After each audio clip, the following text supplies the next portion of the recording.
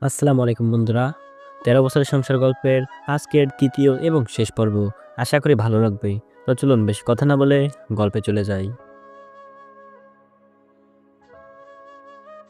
আস্তে আমি অসুস্থ হয়ে পড়লাম। মানসিক ভারসাম্য হারাতে বসলাম। কিছুই ভালো লাগে না। সন্তানরা কাছে আসলেও বিরক্ত লাগে।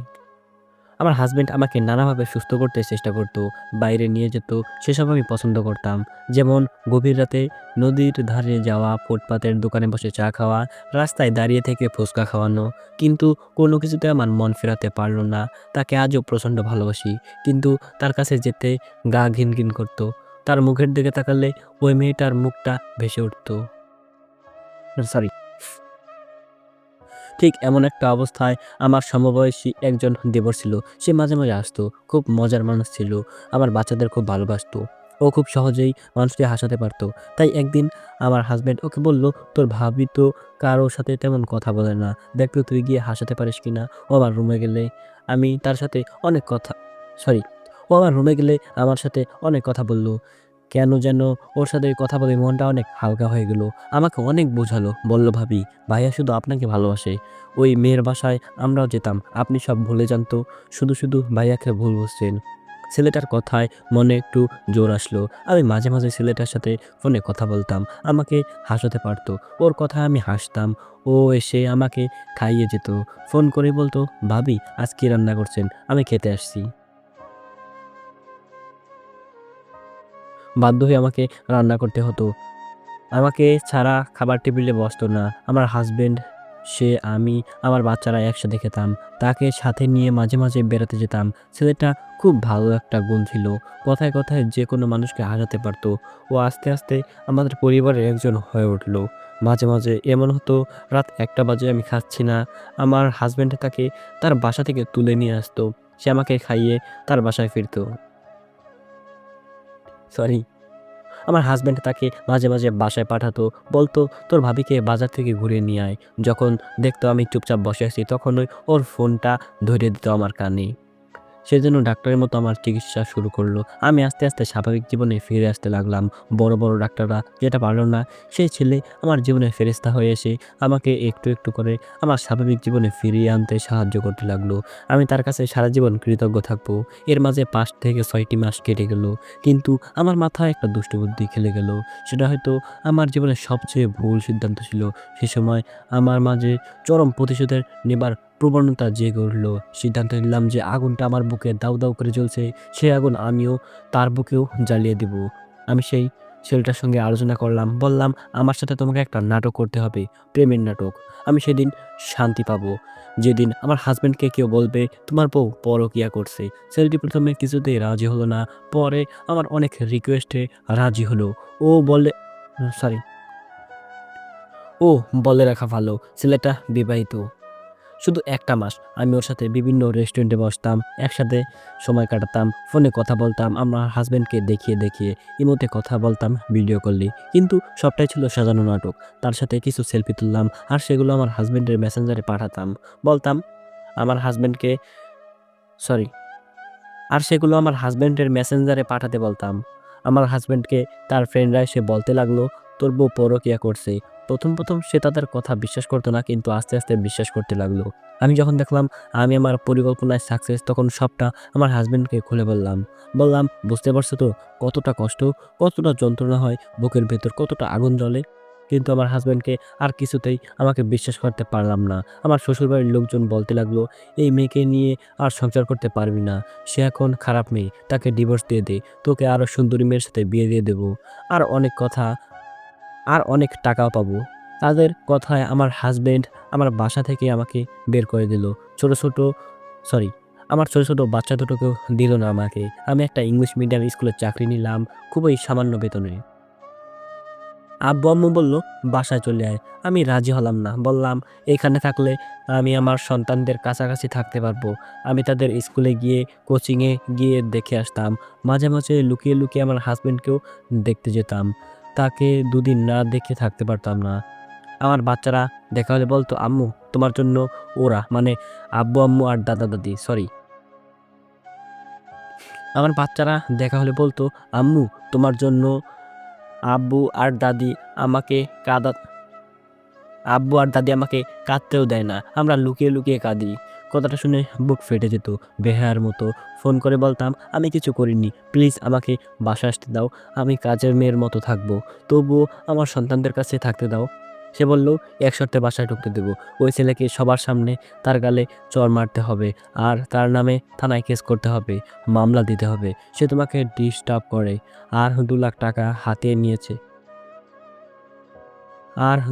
হাতিয়ে নিয়েছে এটাও বলতে হবে। আমি মা, আমি বেহায়া মা। সবচেয়ে বেহায়া প্রাণী হলো মা।" সন্তানের মুখের দিকে তাকিয়ে বললাম, "তোমার সব শর্ত মানব। আমাকে আমার সন্তানদের কাছে যেতে দাও প্লিজ।" যদিও নিজের মাঝে অপরাধবোধ কাজ করছিল। কারণ সেই ছেলের তো কোনো দোষ ছিল না। সে যা করছে আমার কথায় করছে। বড় কথা, সে আমাকে নতুন জীবন দান করেছে। আমি কি করে তার এত বড় ক্ষতি করব? এখানে আরেকটা কথা বলা হয়নি। আমার হাসব্যান্ড বর্তমান ক্ষমতাসীন দলের রাজনৈতিক নেতা। তার একটা কথায় সব হয়। সে সময় ২ টায় আমাকে নিকটবর্তী থানায় নিয়ে গেল। সরি, সে রাত ২ টায় আমাকে নিকটবর্তী থানায় নিয়ে গেল। আর যেতে, যেতে বলল, "তুমি কিছু বলবে না। শুধু একটা সাদা কাগজে সই করবে।" থানায় গিয়ে আমাকে সাদা কাগজে সই করতে বলা হলে আমি বললাম, "না, আমি কোনো সাদা কাগজেই সই করব না। কি লিখা আছে আমি পড়ব, তবেই সই করব।" এটা শুনে থানার ওসি আমার সাথে একা কথা বলতে চাইল। আমার হাসব্যান্ডকে রুম থেকে বের করে দিল। ওসি বলল, "আপনি কি ওই ছেলের নামে মামলা করতে চান?" বললাম, "না।" বলল, "ওই ছেলে কি আপনাকে ডিস্টার্ব করে? আপনার কাছে টাকা চায়?" বললাম, "না।" বলল, "তাহলে এত রাতে থানায় কেন এসেছেন?" বললাম, "আমার হাসব্যান্ড আমাকে জোর করে নিয়ে এসেছে। তাছাড়া ওই ছেলের কোনো দোষ নেই। ও যা করছে আমি করতে বলেছিলাম বলে করেছে। আমি কেন তার বিরুদ্ধে মামলা করব?" ওসি বলল, "ওকে, আপনি যেতে পারেন।" কোনো মামলা না করে বাসায় চলে আসলাম। আমার শাশুড়ি বলল, "এই বাজে মেয়েকে কেন এখানে নিয়ে এলি? টাকা কড়ি দিয়ে এখনই বিদায় করে দে।" সরি, আমার হাসব্যান্ড বলল, "মা, আমি ওকে মারলে দোষ হবে। তুমি ওকে মারো। কালই ওর বাপ মাকে ডেকে বিদায় করে দেব।" সব অপমান নীরবে সহ্য করে শুয়ে পড়লাম। পরদিন সকালে আমার আব্বু-আম্মু আসলো। তারা অকথ্য ভাষায় আমার আব্বু-আম্মুকে অপমান করল। আব্বু বলল, "আর কত অপমান সইবি? বাসায় চল।" বললাম, "যতই অপমান করুক, আমার সন্তানদের ছেড়ে আমি কোথাও যাব না।" আমার হাসব্যান্ড বলল, "নিয়ে যান আপনাদের মেয়েকে। একদম চরিত্রহীনার সরি এরকম চরিত্রহীন চরিত্রহীনতার কোনো জায়গা নেই আমার বাসায়।"